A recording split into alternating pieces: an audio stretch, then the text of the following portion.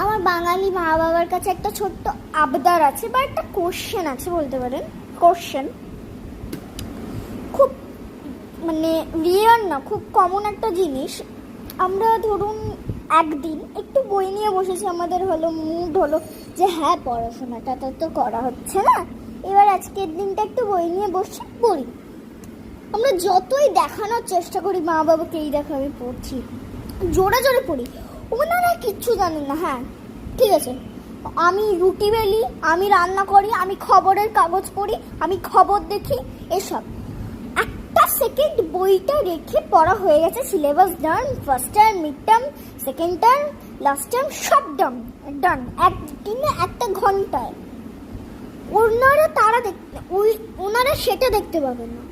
একটা second phone নিয়ে ইউটিউবটা চালাতে পারলামও না, জাস্ট খুলে পাসওয়ার্ডটা দিলাম, তুই ফোনই দেখ, তোর আর কিছু হবে না। তুই যে বলিস তুই ডান্সার হবি, তোর কিচ্ছু হবে না, তোর এইটাই অধঃপতন, তোর কিচ্ছু হবে না, সব ভুলে যাবে মিঠি, পুরো পাগল হয়ে যাবে মিঠি, এটাই তোর পতন। মানে 1 ঘন্টা 2 মিনিট 5 সেকেন্ডে যে আমি first term, mid term, second term, last term complete করলাম, কেউ দেখতে পেল না সেটা।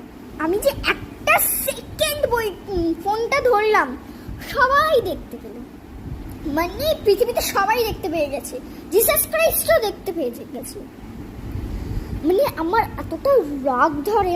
আর আমার মা জানি না সবাই কিনা একবারে জিনিস বলতে পারে না। ধরুন বাড়িতে মা আছে না, মা বললো যে আমাদের ওপরে পেঁয়াজ বারণ, তো যা নিচের থেকে একটা পেঁয়াজ নিয়ে আয়।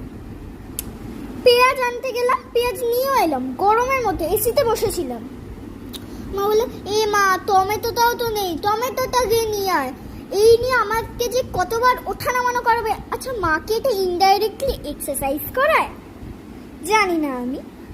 মানে এরকম যে কত কিছু জিনিস, মানে নিজে সব কিছু ভেঙে ফেলবে, নিজের কোনো দোষ নেই, আমাদের দোষ, আমাদের দোষ, আমাদের দোষ। নিজে ফোন দেখবে।